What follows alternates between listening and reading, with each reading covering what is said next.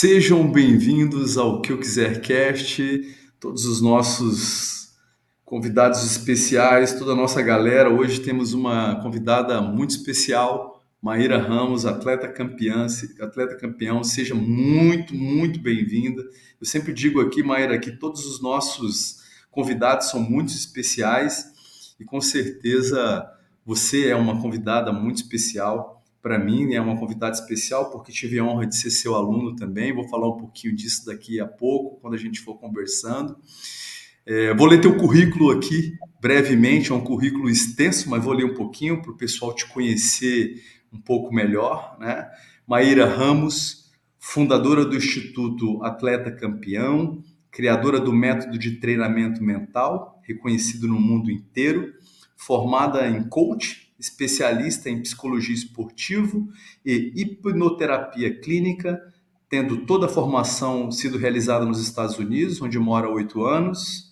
Além disso, foi por 20 anos atleta da Seleção Brasileira de Patinação Artística. No currículo, entre os principais títulos, tem 2 vezes eleita pelo Comitê Olímpico do Brasil a melhor atleta de patinação do país, vice-campeã mundial por equipes, bronze no Jogo Pan-Americano de Santo Domingo, campeã pan-americana e sul-americana de duplas, também foi repórter e produtora de reportagem da TV Tribuna, filial da Rede Globo, teve a oportunidade de ser comentarista dos Jogos Olímpicos de Inverno da Rede Record.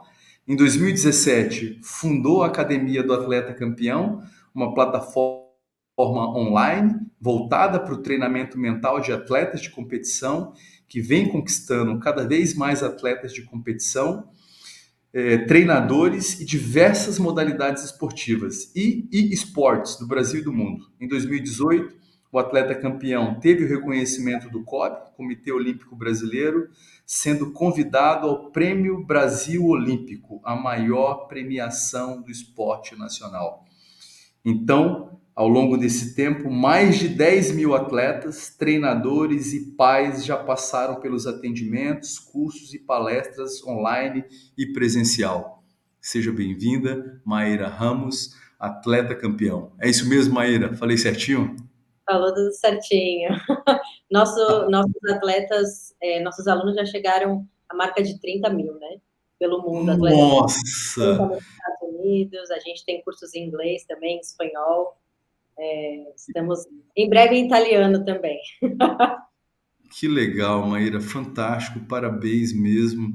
Eu fiz essa pesquisa aqui, eu achei essa descrição no LinkedIn, né? Então, realmente, ela pode estar um pouco defasada. Então, você vai avançando aí, triplicou esse público, 30 mil, é um público fantástico.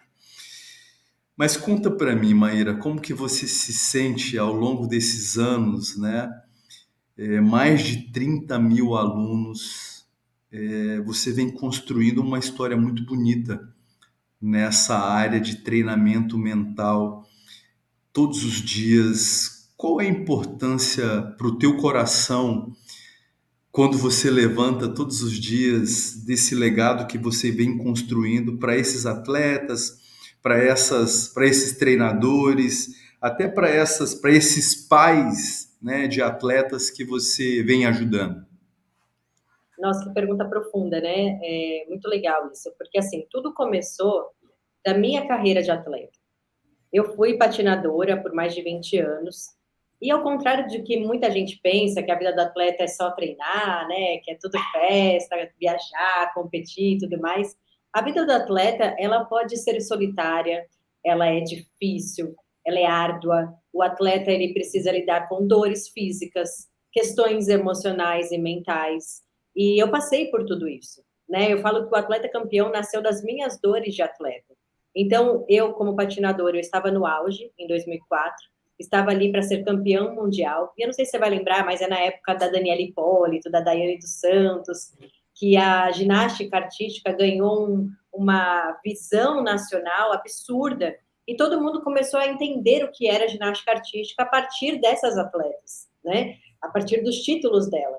E eu, como estava ali no auge da patinação, prestes a ser campeão mundial, toda a expectativa dos dirigentes, dos clubes, a minha expectativa também, era de que eu fosse campeã mundial. Eu estava muito bem, eu estava morando nos Estados Unidos já, para isso, assim, eu estava treinando e eu estava muito bem. E se você é atleta, você sabe.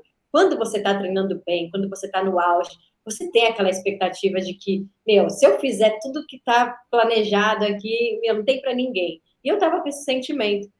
Só que, ao mesmo tempo, eu tinha uma pressão muito grande em cima de mim. Então, eu lembro que num treino, eu fui fazer o último movimento para ir embora e eu travei minha coluna. E aí, ali, eu não conseguia andar, faltava um mês para o campeonato mundial. Ali, eu travei minha coluna, o médico falou: olha, você vai ter que voltar para casa, vai ter que se recuperar. E ali eu comecei a me questionar: por que, que isso sempre acontece comigo? Por que, que chega nas alguma coisa acontece, ou eu me lesiono, ou eu travo, ou fico doente. E eu não sabia lidar com esse nervosismo, com essa ansiedade. Eu ia muito bem em competições nacionais, mas eu travava em competições internacionais. Quando o desafio era maior, eu travava.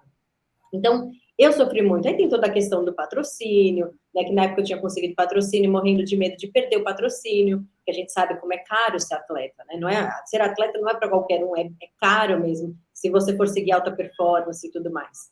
Então, eu estava ali num momento brilhante da minha carreira e, por fatores emocionais, eu perdi aquela oportunidade. E eu precisei dar a volta por cima. E foi nesse momento de dor e frustração que eu fui procurar entender como a minha mente funciona. Primeiro, eu comecei a olhar as atletas de fora e falar por que, que elas são tão fortes mentalmente? Por que, que elas chegam na hora da competição e fazem? Por que, que elas não sentem o medo que eu sinto? E aí comecei a estudar essas atletas. Só que na minha época não tinha YouTube, não tinha Instagram. Então era assim, comprar fita cassete, comprar DVD, para eu poder estudar essas meninas, assim, muitas vezes usando a minha intuição também. Então, além disso, eu fui comprando livros, né? Fui estudando Anthony Robbins, né? Brandon Bouchard. Eu fui estudando assim alguns autores que falavam da mente humana, né? E na minha época não tinha nada muito assim no Brasil, né? Era muito mais nos Estados Unidos. E aí eu fui lendo esses livros, fui me informando. E naquele ano de recuperação mental, né, e emocional daquela minha lesão, daquela minha frustração, foi quando eu fui para o Campeonato Mundial e pela primeira vez eu entrei para patinar sorrindo, devido a todo o treinamento mental que eu tinha feito. Eu entrei sorrindo, eu patinei sorrindo e eu tive a maior nota da minha vida naquele campeonato. E eu consegui o 5º lugar no campeonato mundial de individual e 2 anos depois eu fui vice-campeã mundial. Então esse é um resumo aí, né, dessa trajetória e por que hoje o treinamento mental é algo que faz tão parte da minha vida. Foi porque transformou a minha história de patinadora, né? Então hoje, conhecendo a história de tantos atletas, vendo o que muitos atletas, muitos pais passam também, eu falo, eu não quero que esse atleta passe pelas dores que eu passei. Eu quero mostrar para esse atleta que existe um caminho que ele pode seguir para, né, durante a carreira dele, ter alta performance, ter resultado e, ao mesmo tempo, ser feliz fazendo isso, porque muitas vezes, quando a gente se pressiona, a gente se cobra demais, a gente perde aquela alegria de fazer o esporte. E aí é quando o nosso desempenho começa a cair, né, pela autocobrança, ou mesmo pela pressão externa, pela nossa pressão por resultado. Então, é isso basicamente que a gente entrega nos cursos, né? Que é como você pode usar a sua mente para você ter mais disciplina, para você ter comprometimento, mas mais do que isso, para você ter confiança, saber lidar com a pressão, com o nervosismo e, consequentemente, ter os resultados que você almeja. O legal, Maíra, é que realmente a melhor solução sempre vem a partir de uma vivência de dor, realmente, né? Não tem É, como a gente produzir algo para entregar para alguém se a gente não vivenciou aquilo, né? Então, a partir é. das dores que você sentiu, você fez uma internalização, construiu ali buscou algumas soluções. E é engraçado essa questão da tecnologia, né? De vivenciar a questão das fitas cassetes, né? Eu também sou de um tempo que não tinha tanta tecnologia e às vezes ouvindo podcast de atletas, eu vejo que eles sempre referenciam, né? Ó, a gente ia atrás de videocassete, fita cassete, buscava uma revista, esperava uma revista internacional, um amigo trazer de fora, né? É isso Então, mesmo. na verdade, você já tinha dentro de você uma semente, um chamado, né, que talvez você não tivesse identificado ainda, mas a sua missão já tinha se iniciado ali, sua missão já era maior, a sua missão era além de ser atleta, sua missão era construir solução para outros atletas. Muito legal isso aí, Maíra. Ainda bem que você teve essa sagacidade de buscar esse conhecimento. Eu, eu vivo uma crise, eu vivo uma dor no momento, né, que é com relação a retomar treinamentos. Então eu recebo tua newsletter, né? Newsletter, eu sempre estou lendo, eu sempre estou buscando e estou sempre em busca ali de entender os motivos pelos quais às vezes eu tenho um pouco de dor para retomar os treinamentos. E aí eu fico ali buscando entender. Uma coisa que eu aprendi muito com você é a questão do calendário, né? O quanto o calendário é importante para qualquer pessoa que quer ir para o esporte. Mas na verdade eu vou até além. Não é só para o esporte, é para a vida.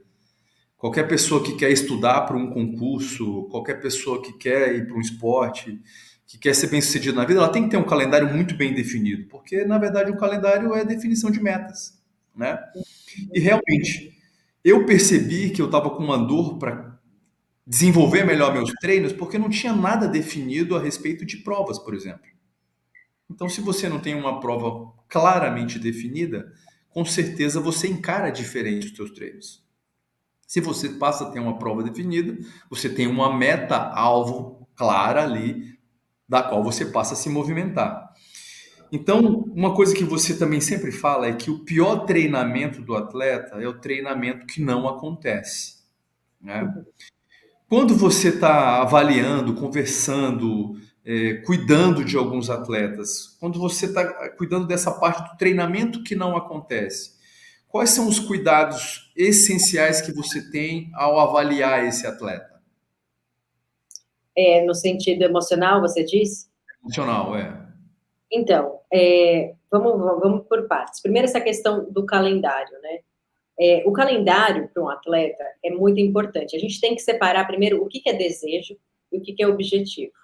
E muitos atletas, na hora de. E pessoas também, na hora de traçar metas, eles se confundem aí, para começar. Porque eles traçam a meta assim: o meu objetivo é ganhar aquela prova, o meu objetivo é ganhar aquele jogo, o meu objetivo é ser campeão brasileiro. Isso não é objetivo, isso é desejo. Então, eu desejo ser campeão brasileiro, tá tudo bem. Agora, o meu objetivo é o que eu preciso fazer para conquistar o meu desejo. E são coisas completamente diferentes. Então, as pessoas traçam metas, mas elas não têm um plano de ação para ir em busca dessa meta. E aí, a gente precisa entender também, que você falou de calendário, ou periodização, a gente tem a questão da periodização de treinamentos e também o emocional, ele precisa acompanhar isso.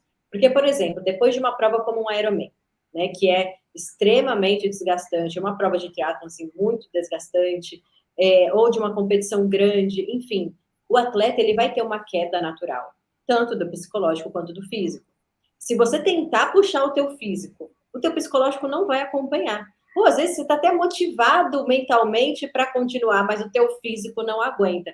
Então, você precisa entender muito bem dessa periodização para você não se atropelar, sabe? Porque daí é onde vem muitas lesões, aí é onde vem burnout, né? O, mesmo o overtraining, que daí já é um avanço, assim, né? Que já é algo bem extremo, que não é algo bacana. Mas como eu faço para avaliar um atleta? Eu primeiro preciso entender o calendário dele. Eu preciso entender o desejo dele, eu preciso entender o objetivo dele, que é o que ele precisa fazer para chegar lá. E aí depois eu preciso entender também por que ele não chegou lá ainda. Quais são os obstáculos que ele vem enfrentando? O que ele precisa parar de fazer? Porque às vezes a gente pensa, né, o que você precisa fazer a mais? Treina mais, o alongamento a mais, a mobilidade, a fisioterapia, o pilates, a gente sempre vai colocando coisas na agenda, mas espera aí, o que a gente precisa tirar da sua agenda, né, que não está te ajudando? Então, é muito mais você otimizar o treinamento, otimizar aquela agenda, para que ele não se sinta sobrecarregado e para que, de fato, ele se sinta evoluindo. Desejo é uma coisa, objetivo é outra. Se isso estiver claro, a gente consegue dar andamento, né? A gente consegue dar andamento. Então, assim, entender o seu desejo, entender o seu objetivo, e mais entender os obstáculos. Por que, que você não chegou lá ainda? Então, esse é o início de um trabalho de treinamento mental. A partir do que o atleta me falar, e se ele identificar, porque tem muito atleta que não tem clareza também das deficiências, das fraquezas, das dificuldades, né? Então, assim, quando ele entender que, poxa, eu não conquistei isso ainda, Maíra, porque meu mental trava no meio da prova. Chega na hora da prova, ou eu desisto no meio, ou eu acho que eu não vou conseguir, eu nunca consigo performar tão bem como eu faço no treino. Então, a partir dessa clareza, é que a gente vai usar o nosso método. Seja no método de pré-competição, seja no método de rotina, ou de inteligência emocional. Ou dos três juntos, né? Quando é um treinamento completo. Faz sentido? Muito bom. Eu só te ir ouvindo aqui, meu cérebro foi sorrindo e foi se identificando com o que você foi explicando. Com certeza todo mundo que for ouvindo a gente vai também compreender. Ótimo. Avançando então no nosso roteiro aqui que a gente pré-estabeleceu, a gente veio aí de um período pandêmico em que a gente teve uma suspensão de Olimpíadas, vai acontecer, não vai acontecer. As Olimpíadas foram suspensas, aconteceram um pouco mais adiante. E aí durante as Olimpíadas a gente viu vários fenômenos, né, de grandes ícones esportivos falando de aspectos de saúde mental. Simone Biles, um ícone da ginástica olímpica dos Estados Unidos, do poderoso Estados Unidos, né? Teve um momento que ela não se sentiu bem e aí o mundo inteiro se estranhou, né? E não só Simone Biles, esse ano a gente teve também vários acontecimentos, Giannis Antetokounmpo, teve um momento também da NBA em que ele alegou que não esteve bem, né? Ouvindo recentemente um podcast do Galvão Bueno, em que ele recebeu o Ronaldo Fenômeno, ele falando da época da Copa do Mundo, em que ele aparentemente não ia jogar a final, depois ele entra, ele fala que também não viveu um momento de saúde mental muito bom, ele se sentiu muito pressionado, né? Que naquele momento ali ele não sabia nada sobre saúde mental, mas hoje, né, ali conversando com o Galvão Bueno, fazendo uma análise de 2002, ele via que ele não estava lidando bem com as pressões do esporte, as cobranças, né? Então, o mundo parou diante de toda essa manifestação das superpotências do esporte, né? E aí, também numa newsletter que você escreveu, você até colocou lá, será que eu exagerei? Você usa o termo, entre aspas, de apocalipse mental, né? E você junta basicamente ali três matérias, né? Uma da Today, uma da Fox News e uma outra da New Yorker, em que basicamente as três falam dessa dificuldade dos esportes lidarem com essas, dos atletas, né? Lidarem com essas questões emocionais. Então, realmente isso aconteceu. Então, realmente existe essa dificuldade. Não havia no mundo dos esportes essa preocupação, Maíra, com a preparação dos atletas? Então, excelente pergunta. O que acontece é o seguinte: a gente, a gente, quando a gente vai olhar um Ronaldo Fenômeno, uma Simone Biles, ou qualquer atleta, isso é muito mais comum, um atleta travar, do que a gente imagina. É que a gente só fica sabendo dos mais conhecidos, tá? E por que que isso acontece? Isso acontece porque o atleta, ele entra no esporte, e aí é muita carga de treino, treino, treino, treino, competição, treino, competição. Aí em alguns esportes tem a participação da mídia, a participação familiar, a pressão dos patrocinadores, a pressão da torcida. E esse atleta, ele aprende, Ronaldo, ele aprendeu a chutar, ele aprendeu a cobrar pênalti, a fazer falta, a fazer dribles incríveis. Só que ele não aprendeu em momento nenhum a lidar com a pressão. Ele não aprendeu de forma preventiva como encarar os desafios que vão além do campo, né? Ele não aprendeu a questão da autoconfiança, da autoestima. É meio que jogado, não, vai lá, porque ele ganha dinheiro, tem mais obrigação, mas não é bem assim. Então, se a gente for pegar esses atletas de uma forma bem resumida, eles trabalham muito parte física, mas eles não trabalham a parte mental de forma preventiva. E aí o que acontece? Um atleta tem um colapso desse, e aí fala assim, não, agora tem que tratar com um psiquiatra, agora tem que tratar com um psicólogo. De fato, mas e antes? E a prevenção? E, de fato, o treinamento mental? Porque se a gente for separar o treinamento mental, a gente tem que ir para duas vertentes. Primeiro, aquele treinamento mental preventivo, que vai ensinar a lidar com a pressão, com o nervosismo, que vai saber, né, que vai te ensinar a ter autoconfiança, mesmo nos momentos mais difíceis, que vai ensinar técnicas de respiração, de visualização e tal. E a gente tem o treinamento mental voltado para a performance, que no atleta campeão a gente divide entre pré-competição e rotina de campeão. Então, o treinamento mental, ele pode te ajudar de duas formas. E, é claro, essas duas formas abrangem uma série de temas, tá? Mas o que eu quero defender aqui é que não adianta a gente esperar um atleta ter um colapso, como foi o caso do Ronaldo, da Simone, para aí sim prestar atenção. E os Estados Unidos se tocou disso. E aí falou assim, olha, a gente não vai mais deixar os nossos atletas atingirem esse estágio de colapso mental. E eles contrataram treinadores mentais, psicólogos, para entrarem dentro do Centro de Treinamento Olímpico dos Estados Unidos. Se eu não me engano, se não me falha a memória, agora foram 90 profissionais, tá? Só para entrar agora nesse ano, e é praticamente assim, é claro, se você for ver o número de atletas, ainda está muito aquém, mas são profissionais que estão lá para os atletas, para fazer tanto o trabalho de prevenção, quanto o trabalho de, olha, você está já no seu limite? Vamos trabalhar. Isso envolve psiquiatria, psicologia e também o trabalho de treinamento mental, que é esse trabalho mais voltado para a performance. O Brasil está engatinhando nisso, mas eu acredito que a gente está avançando muito bem. Se a gente for comparar, por exemplo, ao que acontece na Europa, o Brasil está bem avançado, né?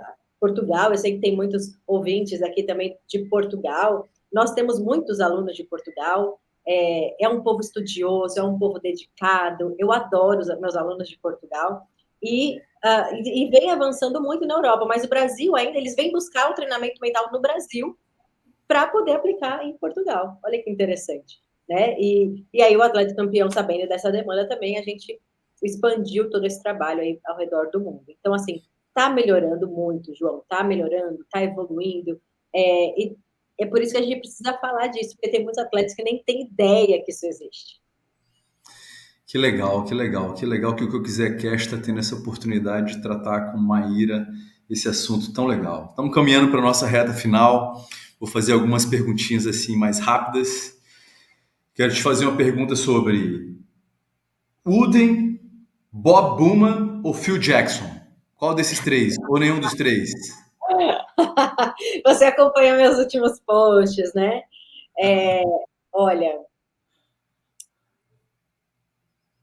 eu gosto muito do Phil Jackson. Eu acho que o que ele implementou entre os atletas, ele foi muito audacioso, porque pensa bem, quando a gente vai falar do basquete, né? A gente pensa naqueles troglodita de 2 metros de altura, e assim, pessoas que muitas vezes vieram de comunidades carentes e tal, que não tem. E ele conseguiu implementar um sistema mindfulness, que é fazer essa galera parar e meditar no meio do treino. Então, cara, para fazer isso, ele tem que ter um poder de influência, de comunicação, sabe? É incrível. E ele, de fato, colocou isso em prática, e esse legado que ele deixou vem sendo seguido por muitos treinadores. Você sabe que um dos esportes que mais implementa o treinamento mental é o basquete. Que legal. Sabe? E isso é muito legal. A gente vê muito no futebol também, mas o basquete está anos-luz nesse tipo de trabalho. O trabalho de mindfulness, de meditação, ele traz muito a questão do zen, né, do budismo e tudo mais, que não é uma questão religiosa, mas é uma questão espiritual mesmo. E ele fala que ele precisa cuidar da parte espiritual e emocional dos atletas. Então, ele implementa lá a meditação. E é o jeito dele, funcionou.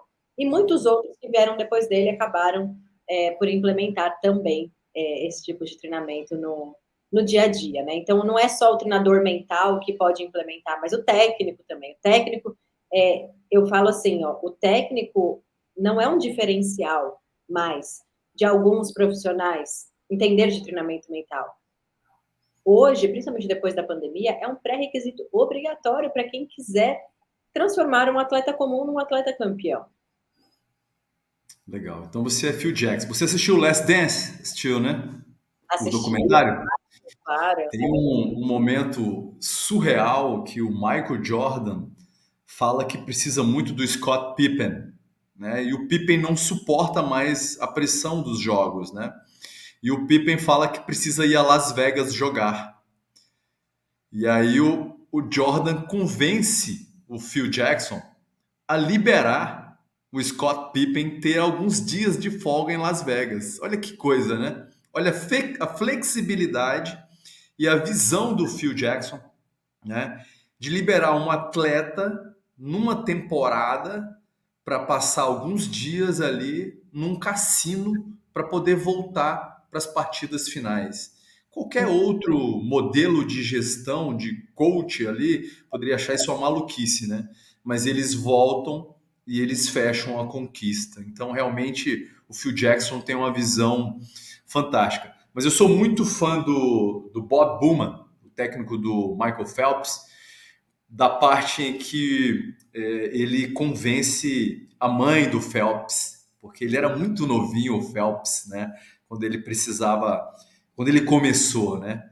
E o Bob faz um convencimento para a mãe do Phelps do potencial que ele alcançaria, porque ele era muito jovenzinho e a mãe não aceitou de jeito nenhum que ele começasse aquele treinamento naquela carga.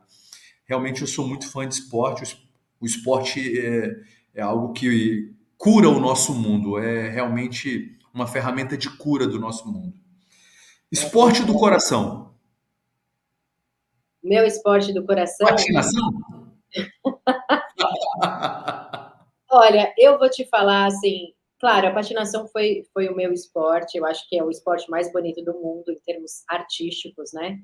Mas hoje eu tenho um carinho muito especial pelo jiu-jitsu, pelas lutas, Que né? legal. Porque foi o esporte também que me abriu muitas portas, sabe? É um esporte que vem crescendo muito no Brasil e no mundo. É um esporte que ensina, muito parecido com o judô, né, na filosofia e tal, mas é um esporte que vai ensinar a defesa pessoal. Então eu vejo assim que para as mulheres também é algo que fez a mulher se sentir mais segura, se sentir mais valorizada, e que os homens também olharam para as mulheres lutadoras de uma nova forma, de um novo contexto. Então, lutas de uma forma geral têm o meu coração, especialmente o jiu-jitsu, que hoje, sem dúvida nenhuma, é o esporte que eu mais atuo, principalmente nos Estados Unidos. Que legal, Maíra. Olha, Estou indo para Las Vegas para fazer um treinamento para 52 academias de jiu-jitsu da Atos, que é do André Galvão, que é hoje um dos maiores de todos os tempos aí do jiu-jitsu. Eles me contrataram para fazer um trabalho com os treinadores lá da Atos, né, do mundo inteiro. Então, estou indo para Las Vegas agora. É, provavelmente, quando for para o ar, eu não sei se as pessoas que estão assistindo agora, eu já devo estar lá ou não, mas enfim, eu estou muito honrada de poder fazer esse trabalho e isso mostra, né, também a visão lá de fora, como o pessoal valoriza esse tipo de trabalho e como está crescendo, né? que legal. Tenho certeza que eles fizeram uma excelente contratação. Vai ser sucesso total. Eu vou dar minha mensagem final aqui de agradecimento por você ter dado essa oportunidade ao nosso podcast de conversar com você, por ter aceito esse convite, por ter esclarecido esses pontos tão importantes para a gente. Esses dias, durante um treinamento, eu sempre, às vezes, coloco algumas imagens de esporte, quando eu estou treinando ali, às vezes correndo na esteira, e aí eu estava feliz porque eu ia gravar com você e eu vendo várias cenas de atletismo, de futebol americano e de repente eu recebi uma inspiração de Deus, né? E na verdade Deus criou o esporte, Maíra, para lembrar para nós que nós fomos criados à imagem e semelhança de Deus. E que às vezes isso nos faz capaz de feitos incríveis que nós vemos no esporte. Às vezes nós vemos uma bola de fração de segundos caindo no basquete, um gol que ninguém imaginava que pudesse acontecer, um atleta que voa por cima de outro no futebol americano, um ippon no judô que acontece de forma inimaginável num segundo final, uma competição de patinação. Veja o sincronismo, a magia, a beleza daqueles movimentos, uma patinação, um salto ornamental, o sincronismo daquilo. Tudo aquilo reflete, com certeza, Deus, o potencial de Deus, porque não tem como o ser humano ser tão perfeito, conseguir criar e fazer coisas tão incríveis. Então, Deus criou o esporte para nos lembrar que nós somos criados à imagem e semelhança dele. Muito obrigado, Maíra. Pode deixar sua mensagem final para o nosso podcast. Eu quero deixar a mensagem no seguinte: seu esporte é sua mensagem para o mundo, então faça com que seja inspirador. Obrigado, Maíra. Um grande abraço. Sucesso em Las Vegas. Obrigada, João. Até mais. Até mais. Tchau, tchau.